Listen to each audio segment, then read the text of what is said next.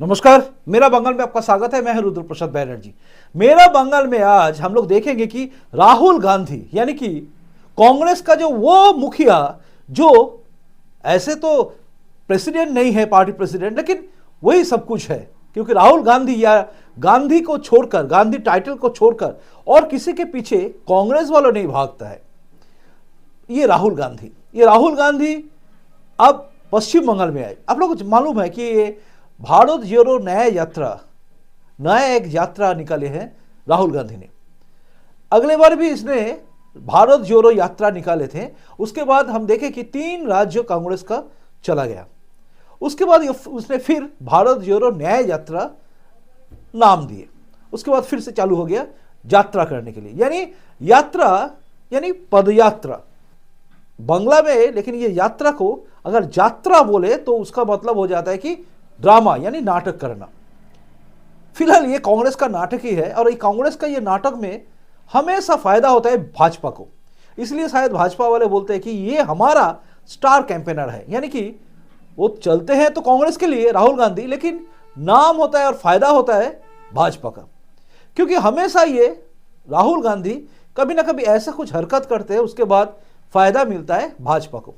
जैसे आप फिलहाल पकड़ लीजिए कि राम मंदिर को लेकर जो भी ये कार्यक्रम किए, यानी ये नहीं गए, उसके बाद जो बातचीत किए, उसके बाद जो बताया उन्होंने, सब कुछ देखिए आपने सब कुछ देखिए आप लोग, मिलेगा कि ये भाजपा की फायदा हो गया और भाजपा का फायदा भी हुआ। जैसे ये शुरू किया भारत जोड़ो न्याय यात्रा, इसका जो सबसे ज्यादा वफादार एकदम दोस्त की तरह था मिलिंद देवड़ा, वो छोड़ के कांग्रेस छोड़ के शिवसेना में चला गया। और शिवसेना में गया कहां पर? उद्धव ठाकरे के पास नहीं, एकदम सीधा एकनाथ शिंदे के पास। ये आपको पता है। ये तो शुरुआत में हुआ। उसके बाद उसने बंगाल में आया। जैसे ही उसने बंगाल में कदम रखा, ममता बनर्जी सीधे बोल दिए कि हम इस यात्रा या रैली के विषय में कुछ नहीं जानते और हम यहां पर अकेला ही लड़ेंगे। यानी 42 जो ये सीट है पश्चिम बंगाल में, इस पे अकेला ही हम लड़ेंगे, यानी तृणमूल कांग्रेस अकेला ही लड़ेगा। इसके बाद इंडी जोट का जो फॉर्मूला था ये बंगाल में ये फ्लॉप हो गया। ये तो हम लोग देखें कि ये फ्लॉप हो गया इंडी जोट का, लेकिन कांग्रेस का क्या फायदा होगा? देखिए कांग्रेस का यहां पर लोकसभा में 2024 में क्या फायदा है। कहीं पर भी कांग्रेस वाले जाए या कांग्रेस वाले कुछ रैली करे, इसका मतलब एक ही होता है, कोई भी पार्टी पकड़ लीजिए, कांग्रेस, भाजपा, कोई भी पार्टी हो, हर पार्टी का यही उम्मीद होता है कि हम लोग कुछ रैली करें या पदयात्रा करें या कुछ ड्रामा भी करें, कुछ भी करें, फायदा कुछ तो मिलना चाहिए। यानी फायदा क्या होगा राजनीति में? फायदा यानी कितना सीट इनको मिलेगा। पहले हम लोग देख लेते हैं कि पश्चिम बंगाल में कितना सीट है कांग्रेस के पास। दोनों ही चौधरी है। एक अबू हाशिम खान चौधरी और दूसरा अधीर रंजन चौधरी। एक है मालदा दक्षिण और दूसरा है बहरमपुर यानी मुर्शिदाबाद। ये 2 जगह एकदम पकड़ के बैठे हैं कांग्रेस का हालत जितना भी बुरा हो जाए, ये दोनों जगह से कांग्रेस कभी पीछे नहीं उठता है। क्योंकि एक तो अबू हाशिम खान चौधरी यानी कि मालदा दक्षिण जो है, उसमें जीतने की वजह ये है कि ये गनी खान चौधरी, कांग्रेस का गनी खान चौधरी यानी कि जो मंत्री थे, रेल मिनिस्टर भी थे, गनी खान चौधरी जब रेल मिनिस्टर थे, मंत्री थे, इतने आदमी को भला किए, इतने आदमी का नौकरी दिए, इतने सब कुछ किए कि वहां पर हर आदमी गनी खान चौधरी के बारे में सोचकर ही ये अबू हाशिम खान चौधरी को वोट देते हैं। क्योंकि अबू हाशिम खान चौधरी गनी खान चौधरी के रिश्तेदार है, इसीलिए वोट मिलता है तो उनको मिलता है। क्योंकि वहां पर एक सिंपैथी काम करता है वो गनी खान चौधरी को लेकर, यानी उनका जो काम था उस काम को लेकर ये मिलता है इसको।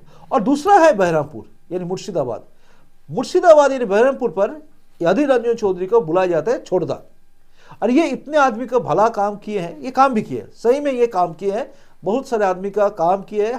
हमको खुद पता है कि हम लोग जो दोस्त है, जो लोग बहरमपुर में रहता है, वो लोग बोलता है कि मेरे लिए छोड़दा से बढ़कर कोई नहीं है। छोड़दा यानी अधीर रंजन चौधरी, उन्होंने कुछ काम किया। एकदम शुरुआत से ही उन्होंने कांग्रेस के लिए लड़ा और कांग्रेस के लिए वो सबसे बड़े उम्मीदवार भी है। बहरमपुर पर अधीर रंजन चौधरी का जो पकड़ है वो बहुत मजबूत है, इसलिए अधीर रंजन चौधरी वहां पर भी जीतता है। लेकिन सवाल है 2019 के बाद 2024, इस बीच में बहुत कुछ हो गया।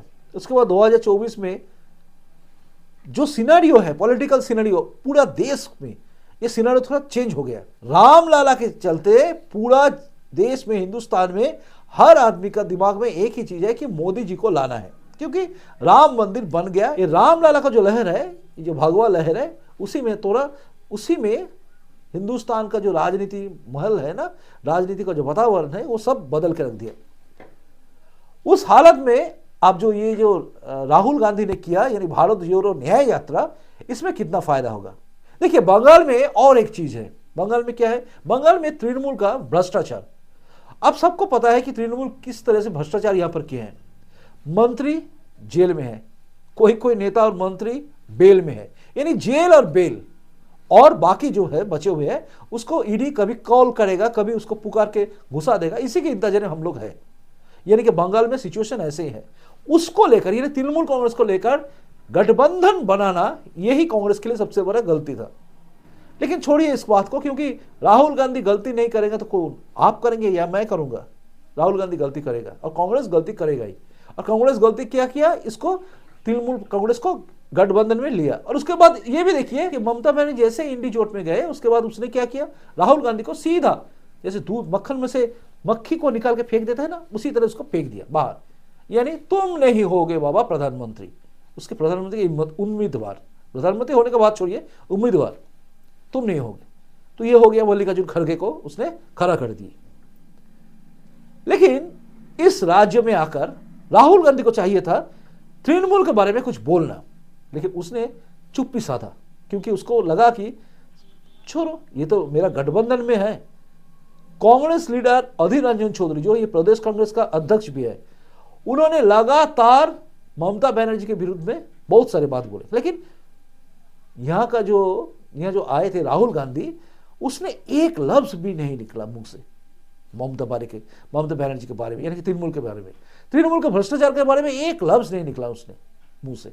बस ये है गलती।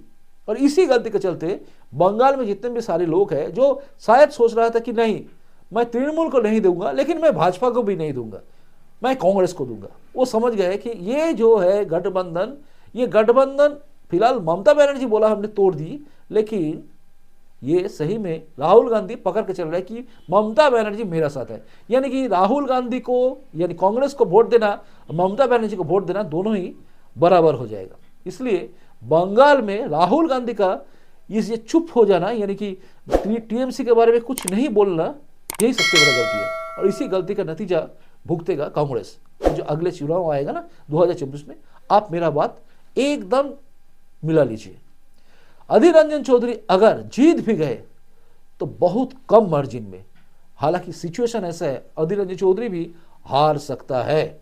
और मालदा में जो सिंपैथी काम करता है उसमें, चुनाव में, वो सिंपैथी कितना दूर तक, कितना दिन तक बचा के रख पाएंगे आबू हाशिम खान चौधरी, ये भी सोचने लायक बात है।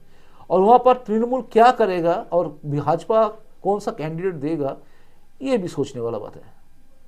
फिलहाल आबू हाशिम खान चौधरी को और अधीर रंजन चौधरी को छोड़कर कांग्रेस के पास एक भी सीट नहीं बचेगा और ज्यादा कुछ नहीं आएगा। ये दोनों सीट को पकड़ के रखना भी बहुत टफ है। और राहुल गांधी जो करके गया ना यहाँ पर, यानी ममता बनर्जी के बारे में एक भी लफ्ज नहीं बोलना, बहुत बड़ा गलती होगी। जैसे देखिए, बिहार में गए और बिहार में जाकर नीतीश कुमार के बारे में बहुत सारे बात बोल दिए, क्योंकि उन्हें छोड़ दिया, एनडीए में चला गए। ममता बनर्जी ने क्या किया? बोला कि यहां पर कोई अलायंस नहीं होगा, किसी के साथ हम वोट शेयर यानी सीट शेयर नहीं करेंगे। तो तब तो कुछ तो बोलना चाहिए था कि तृणमूल कांग्रेस का हाल देखिए, यहां पर कितना भ्रष्टाचार है।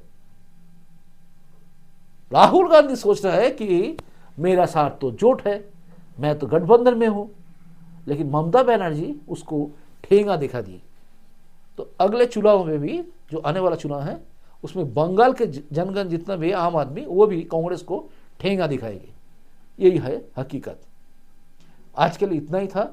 मेरा बंगाल यानी कि बंगाल के बारे में आप सबके सामने ऐसे कुछ बातें लाना जो बात आपको मेन स्ट्रीम मीडिया कभी नहीं बोलेंगे। चलिए आज के लिए चलते, फिर मुलाकात होगी कल। नमस्कार, वंदे मातरम, भारत माँ की जय हो, जय हिंद।